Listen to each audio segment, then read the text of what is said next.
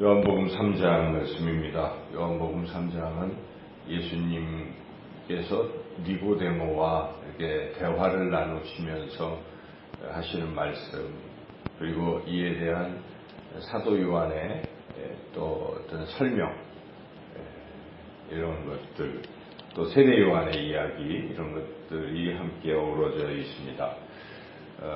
여기 요한복음이 표적이 있고 또 그거에 대한 또 사도 요한의 이런저런 설명들이 이렇게 있기도 하고, 때로는 표적 말고 어떤 사건이 있고 그 사건에 대한 사도 요한의 이런 설명, 이런 식으로 기록되어 있는데, 3장은 표적은 아니고 어떤 사건인데, 그것은 밤중에 당시 산헤드린 공회의 회원이라고 할 회원인 그 유대인의 어떤 영적 종교적 지도자였던 니고데모라는 사람이 새파랗게 젊은 막 표적을 행하고 계신 예수님을 밤에 찾아와서 이렇게 자신의 가장 큰 깊은 관심사를 지금 질문을 드리고 듣고 하는 그런 이야기입니다. 당시 이 종교 지도자들, 유대인들의 관심은 하나님 나라에 있습니다. 하나님의 나라. 그래서 이 하나님 나라가 유대 땅에 이루어지기를 소망하기도 하고, 또 그 하나님 나라에 들어가는 것을, 죽어서 들어가는 것, 이것에 대한 소망이 있었습니다. 그것은 오늘날 우리도 그런 소망이 있는데, 지금 니고데모가 그런 소망을 가지고 표적을 행하시는 이분을 통해서 그런 소망이 이루어지지 않을까 하는 생각을 가지고 와서 질문을 하는 거죠.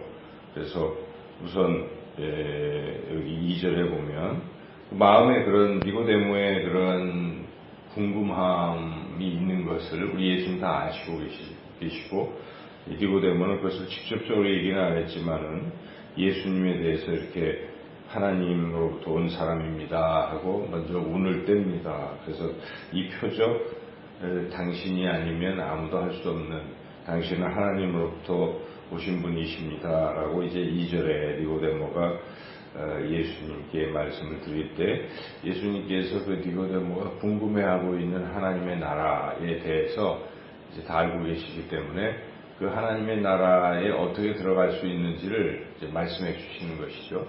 그래서 하나님의 나라에 들어가려면 거듭나야 된다 하는 것을 이제 말씀하십니다. 3절 읽어보겠습니다. 예수께서 대답하여 이르시되 진실로 진실로 너희에게 이르노니 사람이 거듭나지 아니하면 하나님의 나라를 볼 수 없느니라. 거듭나야 한다 하는 걸 먼저 말씀하시죠. 그러니까 하나님의 나라에 들어가는 단계에 있어서 가장 초보적이고 필수적인 것은 거듭나는 것에 있다는 것이죠. 그래서 어떤 그 이단은 이제 거듭나느냐는 질문을 막 하면서 전도하는 경우도 있어요. 구원파는 사람들에게 구원받았습니까? 거듭났습니까? 하면서 언제 몇 월 며칠 몇 시에 거듭났냐고 자꾸 질문을 하니까 우리 기존의 이 교인들이 당황하는 거죠. 내가 생각이 안 나고 내가 진짜 거듭났나? 이런 의심 또 하면서 그 솔깃하니까 자꾸 듣게 되고, 그래서 결국 그 이단에게 빠지는 경우가 많죠. 그래서 우리가 이 거듭나는 거 이런 거를 잘 이해를 해야 됩니다. 잘 알아야 돼요. 말씀을 통해서 잘 알아야 그런 이단에 빠지지 않는 것인데, 거듭난다는 것은 이제 다른 한자로 중생이라고도 하고 하는 것인데, 거듭나는 것은 우리 영혼이 새롭게 태어난다 이런 뜻입니다. 우리는 죄를 지은 모든 인간은 죽었어요. 영적으로 죽었다는 뜻입니다. 다 살아있는데 왜 죽었다고 말할까? 그래서 영적으로 다 죽어 있어요. 영적으로 죽어 있기 때문에 영적으로 다시 태어나야 된다는 것이죠. 그것이 거듭남의 뜻입니다. 근데 여기서도 니고데모는 그걸 잘 이해를 못하는 거예요. 거듭나면 내가 엄마 뱃속에 들어가서 다시 태어나는 거 말하는가요? 하고 또 이제 질문할 때 우리 예수님께서 그것이 아니라 영적으로 거듭나는 것이다 하는 것을 6절에 보면, 육으로 난 것은 육이요 영으로 난 것은 영이니 이렇게 말씀하심으로써 영적으로 태어난다는 것을 이제 알려주시고, 그러면 이 영적으로 태어나는 그것을 사람이 느낄 수 있는가? 느낄 수 없다는 것이죠. 그러나 사실이라는 것입니다. 이게 증명할 수는 없지만 사실이라는 것이죠. 여기에 보면 8절 읽어보겠습니다. 바람이 임의로 불매 네가 그 소리는 들어도 어디서 와서 어디로 가는지 알지 못하나니 성령으로 난 사람도 다 그러하니라. 바람이 오는 것을 우리가 뭐 증명할 수는 없는 것이지만 그건 사실이라는 것이죠. 바람이 불면 우리가 또 사실은 또 느낌이 있고 그런 것이죠. 그래서 거듭난다는 게 이제 뭐 어떤 감정적인 느낌이라기보다도 우리가 그것을 알게 되고 깨닫게 된다는 그런 것인데, 우리가 영적으로 새롭게 태어난다 하는 것입니다. 그러면 어떻게 그렇게 태어날 수 있을까? 그것은 사람이 이렇게 사람의 능력으로 하는 게 아니라 오직 하나님의 영이신 성령께서 그렇게 거듭나게 해주신다 하는 것이죠. 그래서 이게 성령으로 나야 된다. 5절 읽어보겠습니다. 예수께서 대답하시되 진실로 진실로 네게 이르노니 사람이 물과 성령으로 나지 아니하면 하나님의 나라에 들어갈 수 없느니라. 결론적으로 물은 이제 뭐 세례를 뜻하기도 하고, 그래서 우리가 예수님 믿고 세례받고 성령을 선물로 받고 그래서 거듭난다, 그런 것이죠. 그래서 이런 모든 과정을 우리가 뭐 알 수는 없죠.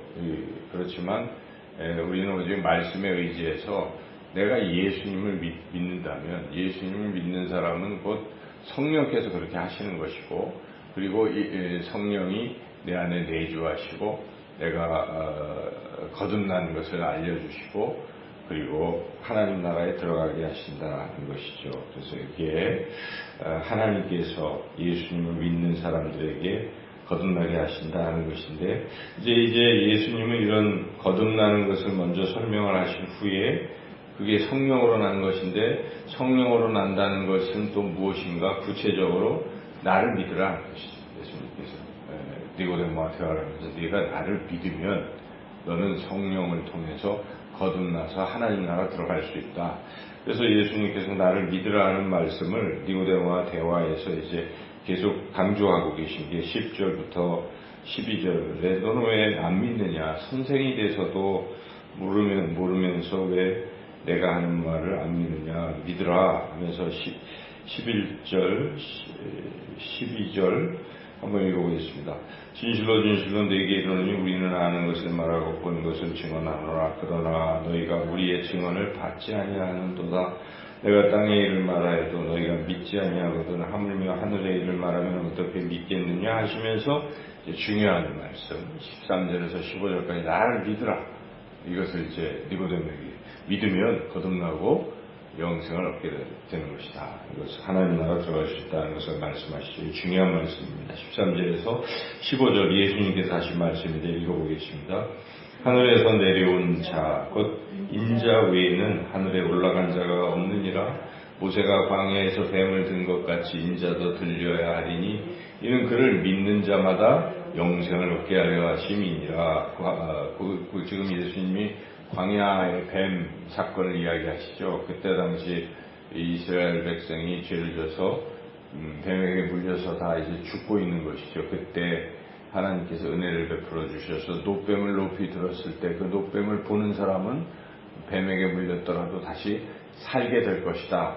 보라, 노뱀을 보라. 그것은 곧 예수님도 내가 지금 광야에서 뱀을 든 것 같이 들려야 되는 존재는 나를 보고 나를 믿으라. 나를 믿으면 영생을 얻는다. 여기 믿는 자마다 영생을 얻게 하려 하시니라. 이 말씀이죠. 자, 사도 요한은 이제 이러한 예수님의 말씀에 대해서 이제 설명을 시작합니다.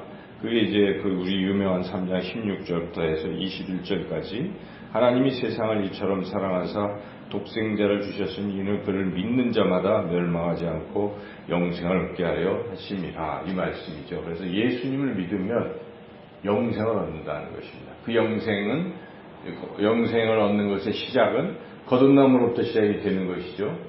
영혼이 새로 태어나는 것으로부터 시작되고 그것은 성령을 통해서 그렇게 거듭나는 것일 텐데, 이러한 성령을 통해서 거듭날 수 있는 사람은 곧 예수님을 믿는 사람이라는 것입니다. 그러니까 핵심은 예수님 믿는 데 있어요. 예수님을 믿으면 성령께서 우리를 거듭나게 하시고 하나님의 나라에 들어가게 하시고 그 하나님 나라에서 영원토록 살게 하시는 영생을 주신다. 그 얘기입니다.